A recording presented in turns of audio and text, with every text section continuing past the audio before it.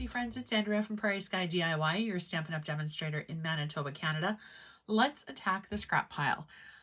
We are using today the Detailed Dogwood stamp set that's available until the end of February 2024 with Celebration.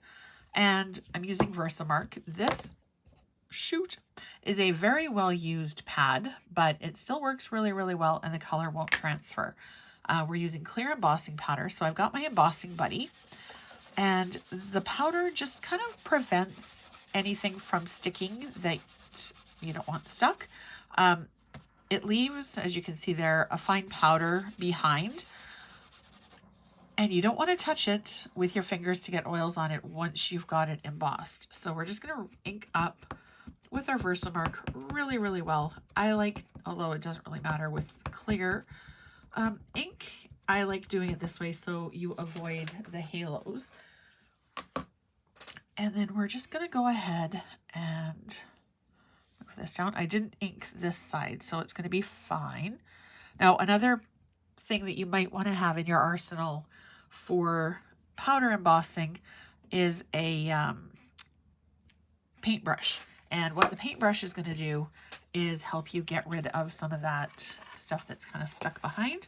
Now, we're just going to run our embossing powder over, and we're just going to give a few little taps, a couple of little flicks on the back side.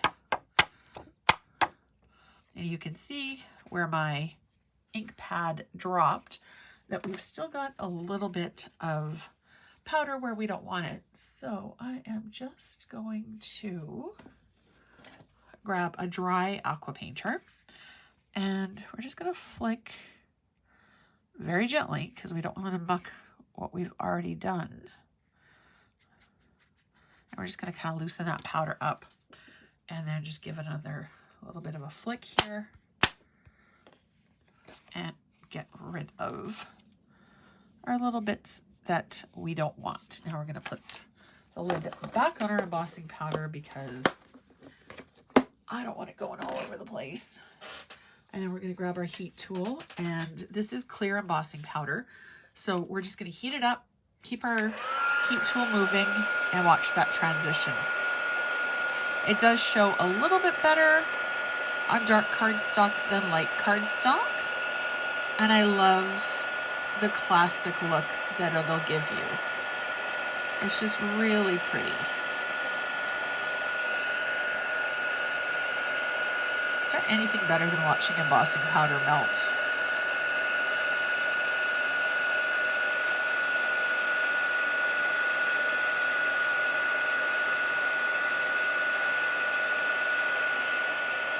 All right. Now it does get hot, so we're just going to let it set here for a second or two to kind of cool off a little bit. And I've got our card base in basic white. It is 4 inches by 5 1/4. And because I applied heat to it, I am going to add just a little bit more adhesive than I normally do, just to make sure that it's going to stay stuck and it's going to stay flat. Now, this is Scrap Attack. Actually, I'm going to do this side. Whoops. So kind of aim for center and give it a push down. So I did raid my scrap bin. I've got a couple of pieces here of the Most Adored Designer Series paper, as well as a piece from the Let's Go Fishing Designer Series paper set. I just wanted to have a little bit of added interest on the edge of this card.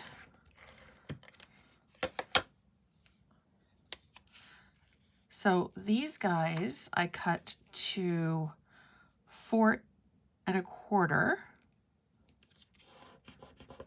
This one's a little bit smaller, and I'm just going to lay it over top. It's probably 4 inches by 3/4 of an inch. I didn't really measure it. This one was actually already cut. So we're just going to do here, kind of aim for center of our cardstock. And then, actually, I'm going to use the smaller piece. I kind of like that cascading look. I was going to use the bigger one, but I'm changing my mind.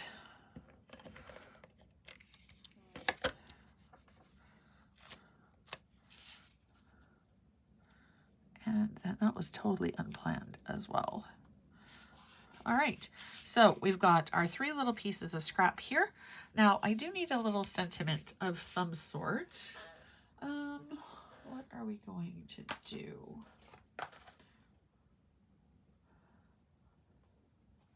I think we're going to do just a little. Actually, this one is pretty perfect.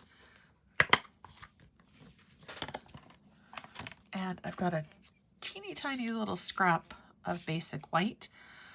This is the,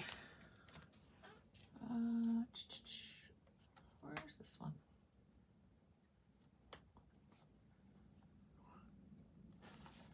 I just had this stamp. Oh, here it is, Heartfelt Hellos. This one is the one that I'm going to be using. Thinking of You This Easter. I'm just going to ink up Thinking of You. And we're going to grab a sticky note and our block. And I think I'm going to do, let's see, what color am I going to do for our ink?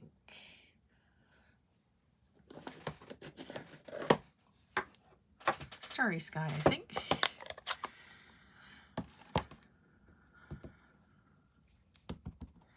Okay, now let's see. Thinking of You.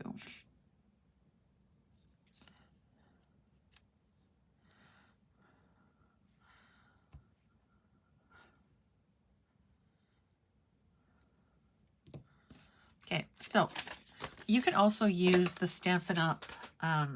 Masking paper for this, and I love you doing this with that paper as well. So we're going to ink up our stamp first. Going to flip it over, then we're going to cover up the portion that we don't want. I just kind of stick it to our stamp and hope it sticks.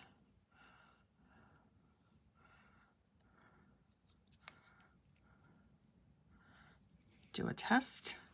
Perfect. All right.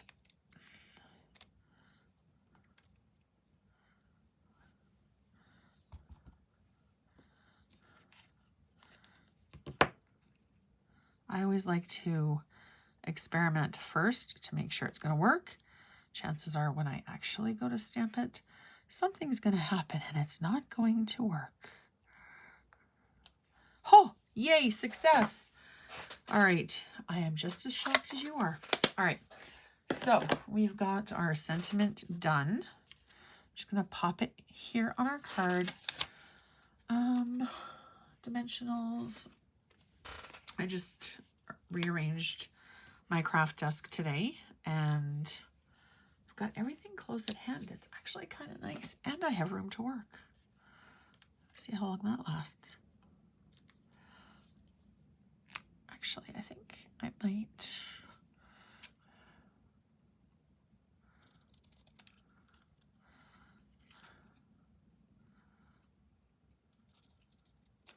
Yeah.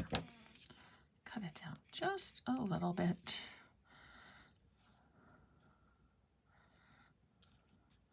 And then we're going to grab our gems and our Take Your Pick tool, which was just here a second ago.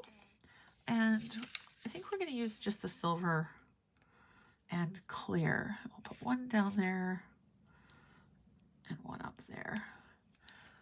I like usually using odd numbers, but I think this one goes together quite lovely. And there is our card. Oops. Oh no, that's embossed. Usually if you're flipping your card around and you see an area that doesn't have a shiny area, it hasn't been embossed properly, but you can see that this one is fully shiny and good to go. So as always, thank you so much for watching. Don't forget to hit subscribe so you're notified every single time a video goes live. You can join my email list down below as well. Thank you so much, and I'll see you again soon. Have a great day.